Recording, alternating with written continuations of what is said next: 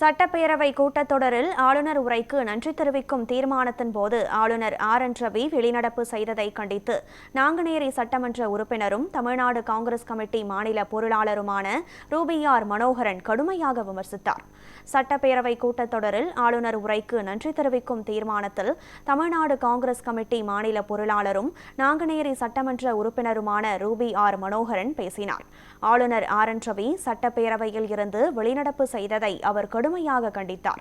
காங்கிரஸ் ஆட்சியில் கொண்டுவரப்பட்ட மகாத்மா காந்தி ஊரக வளர்ச்சி திட்டம் மகாத்மா காந்தி பெயரிலேயே தொடர வேண்டும் என சட்டப்பேரவையில் தனி தீர்மானம் கொண்டு வந்த முதல்வர் ஸ்டாலினுக்கு அகில இந்திய காங்கிரஸ் கட்சி மற்றும் தமிழக காங்கிரஸ் கட்சி சார்பில் நன்றி தெரிவித்தார். மேலும் நாங்குநேரி தொகுதிக்கு வழங்கப்பட்ட பல்வேறு நலத்திட்டங்களுக்கு நன்றி கூறி தொகுதி தொடர்பான கோரிக்கைகளையும் முன்வைத்தார். மாண்புமிகு பேரவைத் தலைவர் அவர்களே, எனது நாங்குநேரி தொகுதிக்கு நம்முடைய முதல்வர் அவர்கள் பல்வேறு திட்டங்களை செயல்படுத்தி தந்துள்ளார்கள்.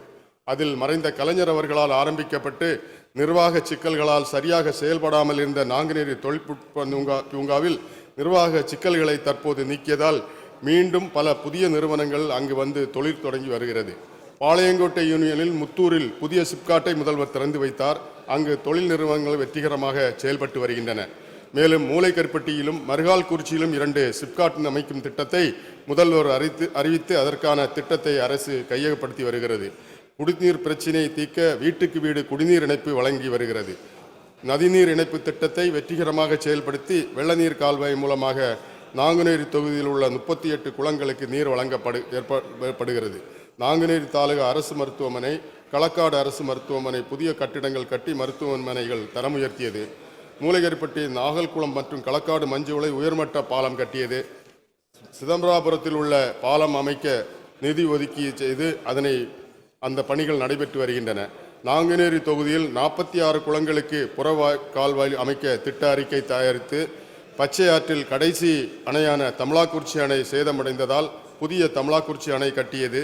தருவை பாளையங்கோட்டை கால்வாயில் வெள்ள நீரை குளங்களுக்கு தேக்கி வைத்து குளங்களுக்கு அனுப்பும் வகையில் கால்வாய் புறணமைத்தது.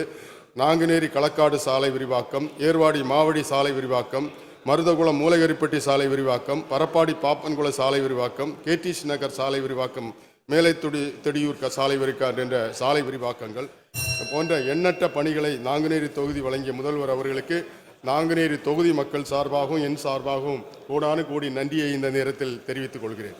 தேசிய நெடுஞ்சாலை ரெட்டியார்பட்டி மலையில் தடுப்பு சுவர் முக்கியமானது. இது ரெட்டியார்பட்டி 4 வலை சாலையில் உள்ள மலையில் இருந்து அவ்வப்போது கற்கள் பெயர்ந்து சாலையில் விழுகிறது. பெரிய கனமழையின் போது நிலைச்சரிவு ஏற்படுவதற்கு மிகப்பெரிய வாய்ப்புள்ளது. எனவே ஆபத்தான நிலையில் உள்ள பாறைகளை அப்புறப்படுத்தி விட்டு கற்கள் எதுவும் சரிந்து விழாத வகையில் வலை போன்ற அமைப்பில் காங்கிரீட் விரைவில் அமைக்குமாறு கேட்டுக்கொள்கிறேன்.